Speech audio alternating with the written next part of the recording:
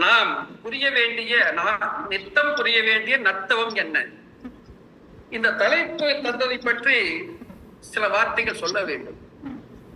அடுத்து வரும் கருத்தரங்குக்கு என்ன தலைப்பு வைக்கலாம் என்று என்னிடம் விமலா சக்தி அவர்கள் கேட்டபோது நான் பாரதியாருடைய புதிய ஆத்திச்சூடியை தேடி பார்த்தேன். அந்த புதிய ஆத்திச்சூடியில் தவத்தினை நிதம் புரி என்று கூறப்பட்டுள்ளது. தவத்தினை நிதம் புரி என்று மகாகவி பாரதியார் அவர்கள் புதிய ஆத்திச்சூடியில் கூறியிருக்கின்றார். அதைத்தான் நான் சற்று மாற்றி நாம் நிதம் புரிய வேண்டிய தவம் என்ன என்று கூறினேன். அது நாம் நித்தமும் புரிய வேண்டிய நத்தவம் என்ன என்று மாறி வந்துவிட்டது. சரி, பொருளில் ஒன்றும் பெரிய வித்தியாசம் இல்லை, பொருள் அதேதான். ஆக தவத்தினை நிதம் புரி என்பது மகாகவி பாரதியுடைய வார்த்தை. சரி, நிதம் புரிய வேண்டிய தவம் என்ன, மகாகவி என்ன சொல்ல வந்தார், என்ன சொல்கிறார் என்பதை பார்ப்பதற்கு முன்பு இன்று ஆடி பெருக்கு அதர்மத்தை தர்மம் வென்ற நாள் என்று கூறப்படுவது. ஆக அப்படிப்பட்ட ஒரு நன்னாளிலே இந்த தவத்தினை நிதம் புரி என்ற மகாகவி பாரதியுடைய வார்த்தைக்கு நாம் பொருள் தேடி செல்கின்றோம். இந்த தலைப்பை கொடுக்கின்ற போது கூட இதனுடைய ஆழ்ந்த பொருளை நான் புரிந்து கொள்ளவில்லை. ஆனால் இந்த தலைப்பு மிகச்சிறந்த தலைப்பு. இது ஒவ்வொருவரையும் திருத்துகின்ற தலைப்பு, ஒவ்வொருவரையும் தன்னைத்தானே திருத்திக் கொள்ள வைக்கின்ற தலைப்பு, திருத்தியபடி வாழ வேண்டும் என்று தூண்டுதல் செய்யக்கூடிய தலைப்பு என்பதை நான் புரிந்து கொள்வேன். ஆக ஒரு நல்ல தலைப்பை தந்ததாக என் மனதிலே ஒரு எண்ணம். கொஞ்சம் ஒரு 5 நிமிடம் என்பதெல்லாம் என்னால் நான் சொல்ல வந்த கருத்துக்களை கூறுவதற்கு என்றும் ஆகாது. கொஞ்சம் சற்று கூடுதலாக பேச வேண்டும் என்றுதான் என்னை கடைசியில் அலையுங்கள் என்று சொன்னேன். அதனால் சற்று கூடுதலாக பேச நேர்வதற்கு வருத்தம் தெரிவித்துக் கொள்கின்றேன். ஆனால் நேரம் 8:45 அளவிற்கு ஆகிவிட்டது. நேரத்தையும் நான் பார்க்கின்றேன். இன்னும் பாபு சசிதரன் ஐயாவும் பேச வேண்டியுள்ளதையும் நினைத்து பார்க்கின்றேன். முடிந்த வரையிலும் நேரத்தை சுருக்கிக் கொள்ள வேண்டும் என்று விளைகின்றேன். இருந்தாலும் சொல்ல வந்த கருத்தை சொல்ல வேண்டும் என்பதற்காக கொஞ்சம் சற்று கூடுதலாக பேசினாலும் வருந்தாமல் கேளுங்கள் என்று கேட்டுக்கொண்டு பேச்சை துவங்குகின்றேன். பேசுங்க ஐயா, நீங்க சொல்ல நினைக்கிற கருத்து எல்லாத்தையுமே சொல்லுங்க. ஆன்மீக முன்னேற்றத்திற்காக உடலாலும் வாக்காலும் மனதாலும் செய்யப்படும் அனைத்து சாத்விகமான ஆன்மீக சாதனைகளும் தவம் எனப்படும். உடலையும் மனதையும் உருக்கி செய்யப்படும் நோன்பு, தியானம், விரதங்கள், பூஜைகள் போன்றன தவத்திற்கு சில எடுத்துக்காட்டுகள் என்கிறது விக்கிபீடியா. தவம் செய்வார் தம் கர்மம் செய்வார், தவம் செய்வார் தம் கர்மம் செய்வார், மற்றெல்லாம் அவம் செய்வார் ஆசையுட்பட்டு. யார் சொன்னது? திருவள்ளுவர் சொன்னது.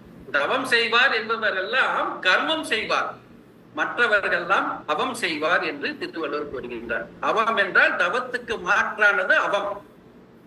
தவம் செய்யாம தவமே 2 நற்றவம் நம்ம தலைப்பு கொடுத்திருக்காங்க. அது ஒரு வகையில் சரிதான். ஏன்னா நல்ல தவம் செய்வது உண்டு, கெட்ட தவமும் செய்வது உண்டு. தீமை புரிவதற்காகவும் தவம் செய்கிறார்கள், நன்மை புரிவதற்காகவும் தவம் செய்கிறார்கள். அக்க நம்ம நற்றவம் என்று விமலா அவர்கள் அதை மாற்றி அமைத்துள்ளதும் நல்ல விஷயம் என்றே நான் கருதுகின்றேன். ஆக தவம் செய்யும் மனிதனே செய்ய வேண்டியதை செய்தவனாக்கிறான். மற்ற வேலைகளை பார்ப்பவர்கள் பயனற்ற வேலைகளை தான் செய்கிறார்கள். ஏன் அப்படி பயனற்ற வேலைகளை செய்கிறார்கள் என்றால் அளவற்ற ஆசைகள் காரணமாக என்கிறார் வள்ளுவர். ஆக ஆசைகள் காரணமாக, அளவற்ற ஆசைகள் காரணமாக அவம் செய்கிறார்கள். தவம் செய்பவர்கள் கர்மம் செய்கிறார்கள் அப்படிங்கிறார். கர்மம் என்றால் என்ன? அதை எப்படி செய்வது? மெய் வருத்தம் பாரார், பசி நோக்கார், கண் துஞ்சார், எவ்வவர் தீமையும் மேற்கொள்ளார், செவ்வி அருமையும் பாரார், அவ மதிப்பும் கொள்ளார், கர்மமே கண்ணாயினர் என்பது நீதிநெறி விளக்கம். அதான் கர்மமே கண்ணா இருக்கக்கூடிய பசியை பார்க்க மாட்டாங்க, மற்றவர்கள் தீங்கு செய்ய மாட்டாங்க, மற்றவர்கள் தனக்கு தீங்கு செய்யக்கூடியதையும் பொறுத்து கொள்வார். அப்படிப்பட்ட தன்னுடைய கர்மமே கண்ணா இருக்கக்கூடியவர்கள் தான் தவம் செய்யக்கூடியவர்கள் என்று பொருள் கூறும்படி நீதிநெறி விளக்கம் கூறுகிறது. தாம் தொடங்கிய காரியத்தை முடிப்பதிலேயே கருத்து கொண்டவர்கள் தம் உடம்பின் வருத்தத்தை கவனியார், பசியையும் கவனியார், உறங்கார், யார் தீங்கு செய்தாலும் அதை பொருட்படுத்தார், காலத்தின் அருமையையும் நோக்கார், பிறர் செய்யும் அவமதிப்பையும் கருதுதார். இவ்வளவு செய்யக்கூடியவர் தன்னுடைய காரியத்தையே முடிப்பதில்லை, கர்மமே கண்ணா இருக்கக்கூடியவர். அப்படி கர்மமே கண்ணாக இருப்பதை தவம் என்று சொல்லலாமா? சொல்லலாம். ஆனால் அந்த கர்மம் எதற்காக என்பதுதான் தவத்திற்கும் அவத்திற்குமான வேறுபாடாகும். உற்ற நோய் நோற்றல் உயிர் குறுகன் செய்யாமை அற்றே தவத்திற்கு குறு. உற்ற நோய் நோற்றல் உயிர் குறுகன் செய்யாமை அற்றே தவத்திற்கு குறு. இதுவும் திருவள்ளுவருடைய கூற்று. அதாவது அவர் என்ன சொல்லக்கூடிய குறளுடைய பொருள், தமக்கு வந்த துன்பத்தை பொறுத்தலும் பிறருக்கு தாம் துன்பம் செய்யாமல் இருத்தலும் ஆகிய அவ்வளவினதே தவத்திற்கு உள்ளான வடிவமாகும். தவம் என்பது ரெண்டு விஷயம். தனக்கு வரக்கூடிய துன்பத்தை பொறுத்துக் கொள்வது, பிறருக்கு துன்பம் எதுவும் செய்யாமல் இருக்கும். ஆக தன்னுடைய துன்பத்தை பொறுத்துக் கொள்வதிலும் பிறருக்கு துன்பம் செய்யாமல் இருப்பதாய தவம் அப்படின்னு சொல்லி திருவள்ளுவர் ஒரு வரையறை செய்கின்றார். கண்ணை மூடிக்கொண்டு காட்டில் தியானம் செய்வது மட்டுமல்ல தவம். தனக்கு வரும் துன்பத்தை பொறுத்து பிறருக்கு துன்பம் செய்யாமல் இருப்பதே தவம் என்கின்றார். சரி, எடுத்த காரியம் யாவிலும் வெற்றி அடைய வேண்டும் என்று எல்லோரும் விரும்புகிறோம். ஆனால் நடைபெறுகிறதா? எண்ணி எண்ணி பல நாளும் முயன்று இங்கு இறுதியில் சோர்வடைகிறோம்.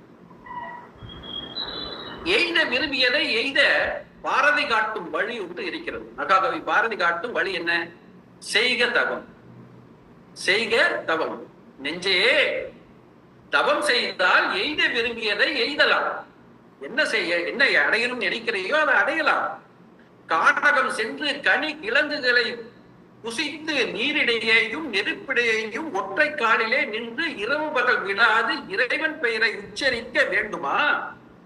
தவம் என்றால் இப்படித்தான் நமக்கு சொல்லப்பட்டிருக்கிறது. ஆனால் பாரதி, மகாகவி பாரதி காட்டக்கூடிய தவத்திற்கான வழிமுறை என்னவென்றால், அப்படி செய்திருக்க வேண்டிய மனத்தின்மை நம்மிடம் இல்லை. அஞ்ச வேண்டாம், எளிமையான தவம் ஒன்று இருக்கிறது. இது எளிமையானது மட்டுமல்ல, முனிவரின் தவத்தை விட மேம்பட்டதும் ஆகும் என்கின்றார். அப்படிப்பட்ட தவம் என்ன? எளியோரை காத்து உணவளித்து நல்லோர் வாழ்கவென இறைவனிடம் வேண்டுவது இல்லறம் துறந்து கானகம் சென்று முனிவர் செய்யும் தவத்தை விட மேம்பட்டதாகும் என்கின்றார் மகாகவி பாரதி. மிக எளிதான வழியாக இருக்கிறது. எல்லோரும் இவ்வாறு அன்பு செய்வதன் மூலம் எய்த விரும்பியதை எய்தி விடலாமே. இதை பாரதி மற்றொரு இடத்தில் கூறுகிறார். மானிடரே, நீவீர் என் மதத்தை கை கொள்வீர். பாரதியுடைய மதம் என்ன தெரியுமா? பாரதியுடைய மதம் அன்பு மதம். நீவீர் என் மதத்தை கைகொள்வீர், பாடுபடல் வேண்டாம், ஊனுடலை வருத்தாதீர், உணவு இயற்கை கொடுக்கும். பாடுபட வேண்டாம், ஊனுடலை வருத்தாதீங்க, உணவு இயற்கை கொடுக்கும். உங்களுக்கு தொழில் இங்கே அன்பு செய்தல் கண்டீர். உங்களுக்கு தொழிலே அன்பு செய்யறதுதான். பாடுபடலாம் வேண்டாம், காடுகள் எல்லாம் திருத்த வேண்டாம், சும்மா இரு, அன்பு செய், அன்பு செய்து கொண்டே இரு, எல்லாம் கிடைக்கும் அப்படின்னு மகாகவி பாரதி ஒரு இடத்தில் சொல்கிறார். ரொம்ப எளிதாக இருக்கிறது அல்லவா? செய்க தவம், செய்க தவம். நெஞ்சே, தவம் செய்தால் எய்த விரும்பியதை எய்தலாம். வையகத்தில் அன்பில் சிறந்த தவம் இல்லை.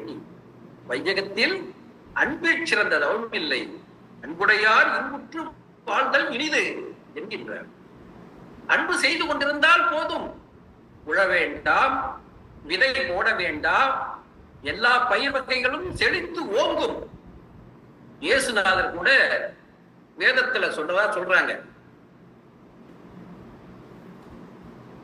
என்ன உண்போம் என்ன குடிப்போம் என்று உங்கள் ஜீவனுக்காக எதையும் உடுப்போம் என்று உங்களை சரீரத்துக்காக கவலைப்படாதீர்கள். என்ன சாப்பிடுவோம், என்ன உடுப்போம், என்ன செய்வோம் என்று எதுவும் கவலைப்படாதீர்கள். ஆகாயத்தை பாருங்கள், பச்சைகளை பாருங்கள், அவைகள் விதைப்பதும் இல்லை, அறுப்பதும் இல்லை, களஞ்சியத்தில் சேர்த்து வைப்பதும் இல்லை, அவைகளுக்கும் உங்கள் பரமபிதா உணவளிக்கின்றார் அப்படின்னு சொல்லி பிழைப்பு கூட்டுகிறார் என்று சொல்லி வேதத்துல புதிய ஏற்பாட்டுல சொல்லியிருக்காரு. இவைகளெல்லாம் உங்களுக்கு வேண்டியவைகள் என்று உங்கள் பரமபிதா அறிந்திருக்கிறார் அப்படின்னு சொல்லி சொல்றாங்க. கேட்க நன்றாகத்தான் இருக்கிறது. ஆனால் உழைக்காமல் தேவனுடைய நீதியை தேடி அன்பு செய்து கொண்டிருந்தால் உணவு கிடைக்குமா? நம்புவதற்கு கடினமாக இருக்கிறது. நம்முடைய அனுபவமும் பகுத்தறிவும் இதற்கு அப்படி நம்புவதற்கு இடையூறாக உள்ளது. சும்மா இருந்தால் சோறு வராது என்பது எல்லோருக்கும் தெரிந்ததாக இருக்கிறது. இயேசுநாதர் பாரதி கூறியபடி உழைக்காமல் அன்பு செய்து கொண்டிருந்தால் சில பயிர்கள் வேண்டுமானால் வளரலாம். ஆனால் ஆடைகள், வீடுகள் தானாக முளைக்குமா? உணவு பயிர் வேணா முளைச்சிடலாம், கொஞ்சம் மனிதர்களுக்கு தேவையான அளவுக்கு வர முடியாது. ஆனால் ஏதோ இயற்கையா கொஞ்சம் வரலாம். ஆனா நமக்கு தேவையான ஆடைகள், வீடுகள் இதையெல்லாம் உழைக்காமல் பெற முடியுமா? மீண்டும் பாரதியிடமே போவோம். அன்பே தவம் என்று சொன்ன பாரதி வேறொரு இடத்தில் தவமே யோகம் என்கின்றார். ஆக தவம், யோகம் இதெல்லாம் ஒன்று அப்படிங்கிற மாதிரியான பொருள் வருகிறது. ஆக அன்பு, தவம், யோகம் இவை ஒரு பொருள், பல சொற்கள். யோகத்தை எப்படி விளக்குகிறார் தெரியுமா? அன்பு செய்தல் என்றால் ஊருக்கு உழைத்தல் என்பது பொருள். ஊருக்காக உழைத்தால் அது உழைப்பதாக தோன்றாது, உடலை வருத்தாது. தன்னலமின்றி பொதுப்பணியில் ஈடுபட்டவர்கள் மட்டுமே இதை உணர முடியும். பிற நலனுக்காக உழைக்கும் போது உடம்போ மனமோ பாதிக்கப்படுவதில்லை. எனவே அது உழைப்பே அல்ல. எனவே அன்பு செய்யுங்கள். சூழ்ந்ததெல்லாம் கடவுள் என கருதி எல்லாவற்றிற்கும் அன்பு செய்யுங்கள். பிற நன்மை மட்டும் கருதி உழையுங்கள் என்கின்றார் மகாகவி பாரதி. சரி, ஆக எதுவும் செய்யாம உழைக்காம இருந்தாவே எல்லாம் கிடைச்சிட வேண்டாம். நம்மளால இயன்ற அளவுக்கு பணி செய்து இயன்ற அளவு பொருள் ஈட்டி வாழ்வோம். ஆனால் அதனிடையே நாம் செய்ய வேண்டியது என்ன? நித்தம் நாம் செய்ய வேண்டியது தவம் என்னவென்றால் அன்பு செலுத்துதல், அன்பு செய்துதல். அன்றாடம் செய்தித்தாள் பார்க்கலாம். பக்கங்களை புரட்டுகிற போது உலக அளவில் வன்முறை செய்திகளுக்கு சம்பவங்கள் குறித்து குறைவில்லை. மன விகாரங்களால் ஏற்படுகிற சிறு சிறு சச்சரவுகள் தொடங்கி தேசங்களுக்கு இடையிலான காலாகாலமாக தொடர்ந்து வரும் பூசல்கள் வரையிலும் வன்முறை கொடுஞ்செயல்கள் நிகழ்ந்து கொண்டுதான் இருக்கின்றன என்பதை அந்த செய்திகள் உறுதிப்படுத்துகின்றன. அதன் பின்னணியில் தெரிவது மானுட வாழ்வின் அடிப்படையான அன்பின் வறுமை. அன்பு இல்லாதனுடைய விளைவுதான் இத்தனைய இந்த கொடுமைகள் எல்லாம் நடப்பதற்கான காரணம் அல்லவா? ஊடகங்களிலும் திரைப்படங்களில் கூட இவ்வறுமை படர்ந்திருக்கிறது. அவற்றில் தோன்றும் கதாபாத்திரங்கள் அன்புடையவர்களாக தெரியவில்லை. கற்கால முதிர்வடையாத வேட்டை சமூகத்தில் மனிதன் வாழ்ந்த வேட்டையில் தன் பசிக்காக மிருகங்களை வேட்டையாட பயன்படுத்திய கொலை கருவிகளையே இன்றைக்கும் ஆயுதங்களாக கொண்டு வேட்டையாடுகளை செய்து கொண்டிருக்கின்றார்.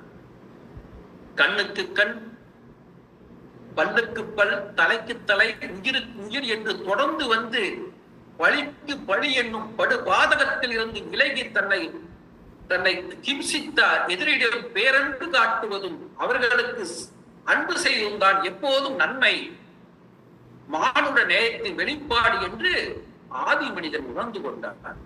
அந்த அடிச்சொட்டில் இருந்துதான் மனித வாழ்வு 5வது அறிவினை கடந்து 6வது அறிவிற்கும் 7வது அறிவினை நோக்கியும் தொடங்கி இருக்கிறது. தன் வயிற்று பசிக்காக கூட பிற உயிர்களுக்கு இன்னா செய்வதில்லை என்ற உயர்ந்த நோக்கம் பிறந்தது. பிற உயிர்களை நேசிக்கும் அருள் உணர்வின் வழியாக தடமாறாமல் நடந்து காட்டிய புத்தர், இயேசு, காந்தி போன்றவர்களையே நாம் வரலாற்று நாயகர்கள் என்று போற்றிக் கொண்டாடி வருகின்றோம். அழுக்காறு, அவா, வெகுளி, இன்னாச்சு ஆகியவற்றின் மூலமாக பகை தோன்றுகிறது.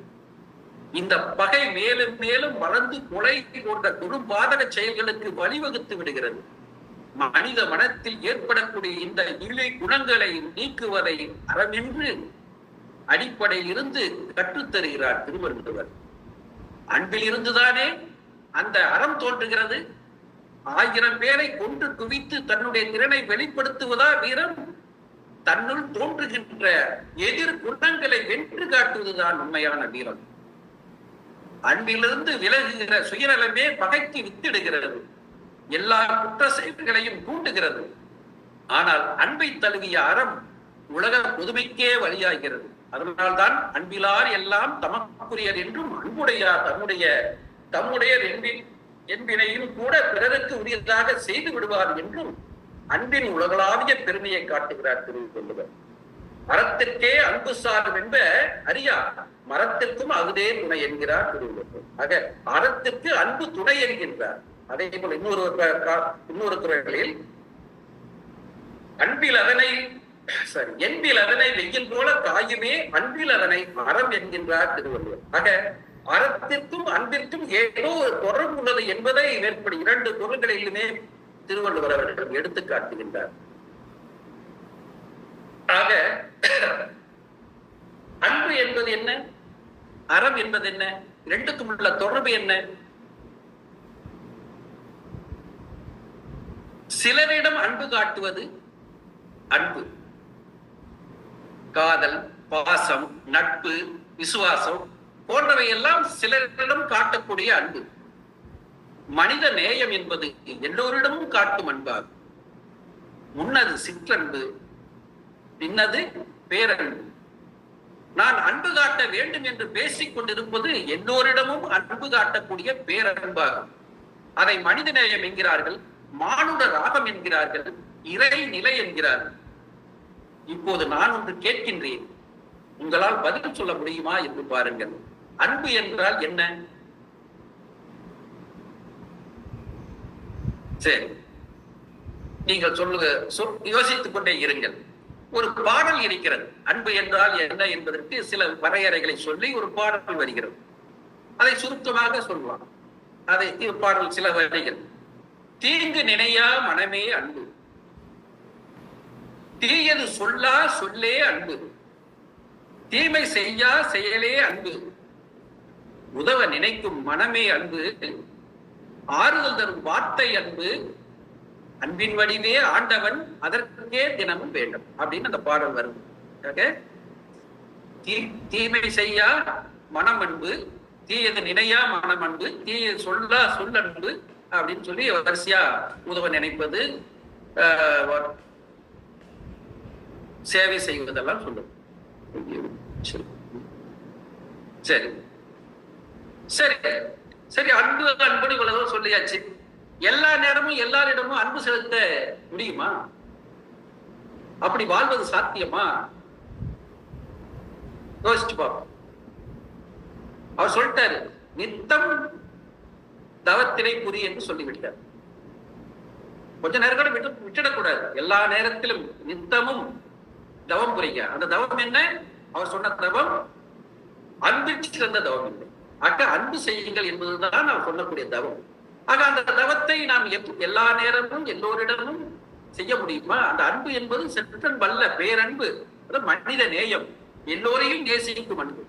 அப்படி பார்த்தால் அப்படிப்பட்ட அன்பு எல்லோரிடமும் எல்லா நேரமும் செய்யக்கூடிய அளவிற்கு நம்முடைய மனதை பக்குவப்படுத்துதல் சாத்தியம் இருக்கிறதா என்பதுதான் நாம் யோசிக்க வேண்டியது.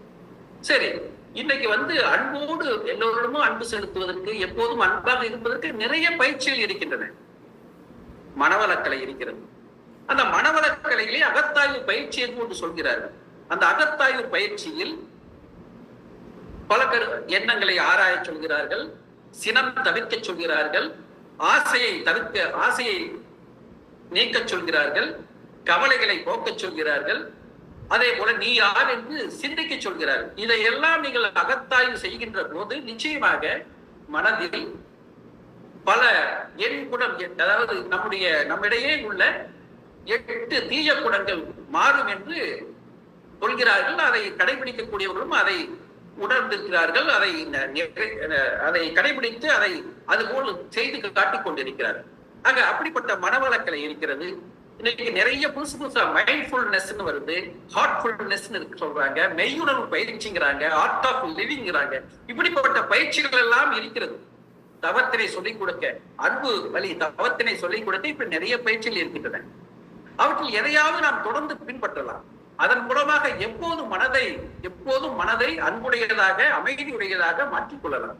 அதையெல்லாம் கடைபிடிக்க முடியாவிட்டால் கூட பின்வருவனவற்றை நீங்கள் செய்தால் எப்போதும் அன்புடன் இருக்கலாம். இப்ப ஏற்கனவே பேசிய பலரும் பலவிதமான ஆலோசனைகளை சொல்லி இருக்கிறார்கள். நம்முடைய திராவிட மணி முதற்கொண்டு ஒவ்வொருவருமே சொல்லலாம். எல்லாரிடமிருந்தும் நல்ல நல்ல கருத்துக்கள் வந்திருக்கின்றன. எப்படி நாம் தவம் செய்வது, எப்படி நம்மை நம்முடைய மனத்தை வளப்படுத்துவது என்று பலரும் பல கருத்துக்கள் சொல்லி இருக்கிறார்கள். நம்ம ஜெயக்குமார் ஐயாவும் கிட்டத்தட்ட அன்பை பற்றி பேசினார். அன்பு என்ற இடத்திற்கு அவர் சரியாக வந்திருந்தார். ஆக அன்புடன் இருக்க என்ன செய்யலாம்? காலையில் எழுந்ததும் எல்லாரும் சொன்னது மாதிரிதான் நானும் சொல்றேன். காலையில் எந்திரிச்ச உடனே என்னென்ன செய்யணும்னு சொல்லி நீங்க தீர்மானிங்க. அதாவது ஆட்டோ சஜஷன்னா சுய உறுதி. நமக்கு நாமே உறுதி எடுத்துக் கொள்ளுங்கள். இன்று யாரிடமும் பொறாமையோ கோபமோ கொள்ள மாட்டேன், பேராசை படமாட்டேன், கடுஞ்சொல் பேச மாட்டேன், பிறருக்கு இயன்ற மட்டும் உதவி செய்வேன், உதவி செய்ய இயலாவிட்டாலும் கெடுதல் எதுவும் செய்ய மாட்டேன், எல்லோரையும் வளமுடன் வாழ வாழ்த்துவேன், எல்லா நேரமும் அன்போடு நடந்து கொள்ள முயலுவேன் என்று சுய உறுதி எடுத்துக்கொள்வோம். எடுத்துக்கொண்ட உறுதியை எவ்வளவு கஷ்டமாக இருந்தாலும் கடைபிடிக்க முயலுவோம். இன்னும் சில நல்ல ஆலோசனைகளும் உள்ளன. கடந்த காலத்தை பற்றியே அதிகம் நினைப்பதை தவிருங்கள். கடந்த காலத்துல நீங்கள் செய்த தவறுகள், கிடைத்த எதிர்மறை அனுபவங்களை பற்றி அடிக்கடி சிந்திப்பது உங்கள் மனதை முற்றிலும் எதிர்மறை சுழற்சியிலேயே வைத்திருக்கும். இதனால் நடந்து கொண்டிருக்கும் நிகழ்காலத்தில் உங்களால் முழுமையாக கவனம் செலுத்த முடியாமல் மன அமைதி தொலையும். அதனால் கடந்த காலத்தை பற்றியே அதிகம் நினைப்பதை தவிருங்கள். எதிர்காலத்தை நினைத்து கவலைப்படாதீர்கள்.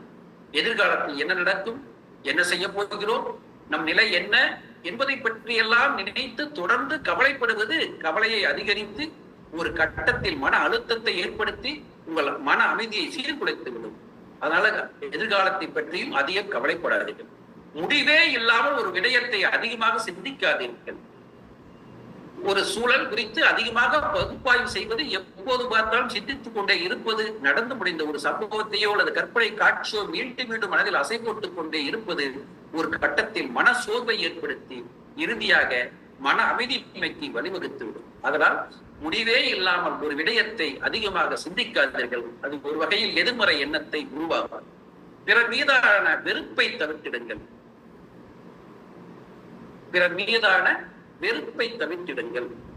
சுருக்கமாக சொல்லிட்டு வரேன், என்ன நேரம் ஆயிடுச்சு இல்லையா? ஒத்த வரையிலே சொல்லிட்டு போயிடுறேன். விளக்கங்கள் தான் நீங்களே யோசிச்சு பார்த்தா புரியும். பிறரோடு ஒப்பிட்டு பார்க்காதீர்கள். காரணம்லாம் சொல்லியிருக்காங்க. ஒப்பிட்டு பார்க்காதீர்கள். எல்லோரும் ஒரே மாதிரி இல்ல.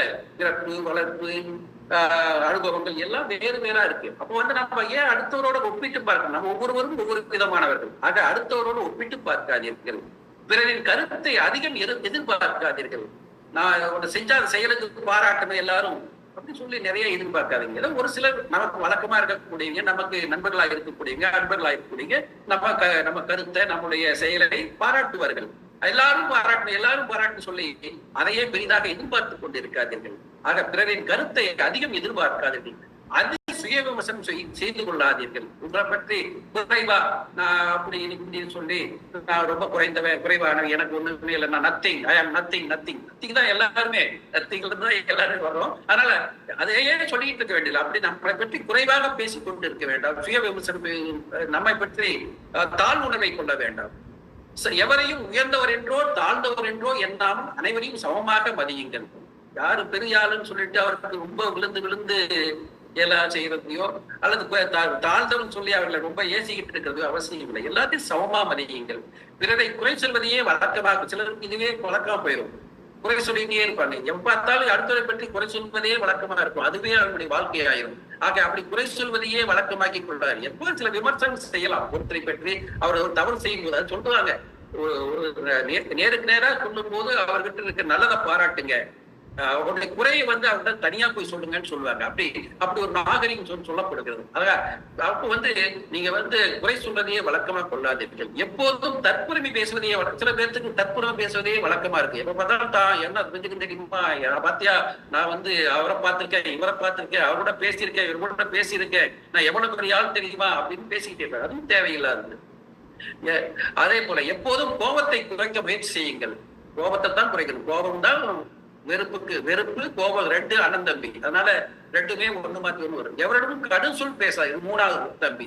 ஆக கோபம், வெறுப்பு, கடுஞ்சொல் மூணுமே ஒண்ணு பின்னால் ஒண்ணு வந்துடும். ஆக இதை மூணுமே தவிர்க்க முயற்சி செய்யுங்கள். பலருடன் கருத்து பரிமாறிக் கொள்ளும் போது உங்கள் கருத்துக்கு மதிப்பு இருக்கும் என்று தோன்றினால் பேசுங்கள். இல்லையெனில் பேசாதீர்கள். உணர்ச்சி வசப்பட்டு பேசாதீர்கள். உணர்ச்சி வசப்படும் இடத்தில் அமைதியாக இருங்கள்.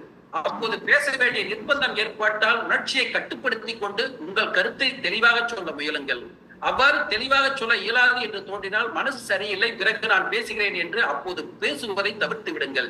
எப்போதும் அன்பாக இருப்பதற்கு இப்படி பல்வேறு உபாயங்களை கை கொள்ளலாம். புத்தரை போல், இயேசுவை போல், காந்தியை போல் நான் எல்லாம் அன்புமயமாகிவிட்டதாக சொல்லவில்லை. ஆனால் தொடர்ந்து முயற்சி செய்து கொண்டிருக்கின்றேன். கொஞ்சம் கொஞ்சம் கோபம், வெறுப்பை குறைத்து வருகின்றேன். அவ்வப்போது கட்டுப்படுத்த முடியாமல் சில இடங்களில் கோபம் வெளிப்பட்டு விடுகிறது. அவ்வாறு கோபப்படுவது தவறு என்று எண்ணி அப்படி கோபப்படுவதை தவிர்க்க வேண்டும் என்று மனதிற்குள் தொடர்ந்து சுய உறுதி எடுத்துக் கொள்கின்றேன். நீங்கள் ஒவ்வொருவரும் அதை போன்று சுய உறுதி எடுத்துக்கொண்டு படிப்படியாக திருத்தி அன்புமயமானவர்களாக ஆக முயற்சி செய்யலாம். முடியும் என்று நம்புங்கள். நம்பிக்கை இல்லாமல் எதையும் செய்ய முடியாது. சமுதாயத்தில் எவ்வளவு பெரிய பெரிய தீங்குகள் எல்லாம் நடந்து கொண்டிருக்கின்றன.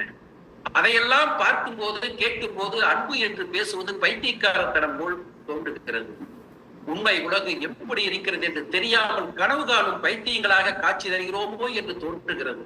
ஆனால் நம்பிக்கையோடு நாம் இதை செய்தால் கொஞ்சம் கொஞ்சமாக உலகம் திருந்திவிடும் என்றே நம்பிக்கை கொள்கின்றேன். அன்புக்கு அவ்வளவு சக்தி உண்டு என்று எனக்கு நம்பிக்கை இருக்கிறது. ஆதலால் அனைவரும் நம்பிக்கையோடு அன்பு வழியில் நடைபோடுங்கள். ஒரு நாள் செய்தால் அந்த செயல் வெறும் செயல். அதையே பல நாள் தொடர்ந்து செய்தால் அது பழக்கமாகிறது. அந்த பழக்கத்தை தொடர்ந்து செய்தால் அது பிறகு வழக்கமாகிறது. அந்த வழக்கத்தை தொடர்ந்து செய்தால் அது குணமாகிறது. அதனால் உங்கள் நற்செயலை உங்களின் குணமாக மாற்றுவதற்கு தொடர்ந்து செய்ய வேண்டும். தொடர்ந்து செய்தால் அது வெற்றியாக முடியும். எல்லோரிடமும் எப்போதும் அன்பு காட்டுவதற்கு நாம் பயிற்சி மேற்கொள்வோம், முயற்சி மேற்கொள்வோம். பச்சை புலிகள் தோளோடு, பாட்டு குயிலோம் அடியோடு, உலோகம் ஆனதத்தின் எல்லை இந்த பூமிக்கு கண்ணீர் சொந்தம் இல்லை. சின்னஞ்சிறு கூட்டுக்குள்ளே சொர்க்கம் இருக்கு. சின்ன சின்ன அன்பில்தானே ஜீவன் என்னும் இருக்கு. பட்டாம்பூச்சி கூட்டத்துக்கு பட்டா எதற்கு? பாசம் மட்டும் போதும் கண்ணே, காசு பணம் என்னாத்துக்கு என்ற பாடலை நனவாக்கும் விதத்தில் மண்ணுலகை சொர்க்கமாக்கி மானுடமே தர்மம் என்று அன்பு ஆளும் புதிய உலகத்தை உருவாக்கி எல்லோரும் இனிதே வாழ பாடுபடுவோம் என்று எனது உரையை நிறைவு செய்யும் நேரத்தில் நாம் ஒவ்வொருவரும் மாற்றம் வேண்டும் என்று சொல்கின்றோம். நாடு மாற வேண்டும், அது மாற வேண்டும், இது மாற வேண்டும் என்று சொல்கின்றோம். மாற்றத்தை நம்மிடமிருந்து தொடங்குவோம். ஒவ்வொருவரும் அவரவரை திருத்தி மாற்றங்களை நம்மிடமிருந்தே தொடங்குவோம் என்று கூறிக்கொண்டு இவ்வளவு நேரம் பேசுவதை செவிமடுத்த அனைவருக்கும், ஏனென்றால் நேரம் நிறைய போய்விட்டது. இந்த நேரத்திலும் இவ்வளவு குறைந்த பேர் பொறுமையாக கேட்டதற்கு அனைவருக்கும் நெஞ்ச நிறைந்த நன்றிகளை தெரிவித்துக் கொண்டு விடைபெறுகின்றேன். நன்றி. அருமை ஐயா, அருமை. ரொம்ப நல்லா. இப்படி எத்தனை பேர் இருக்கிறீங்க?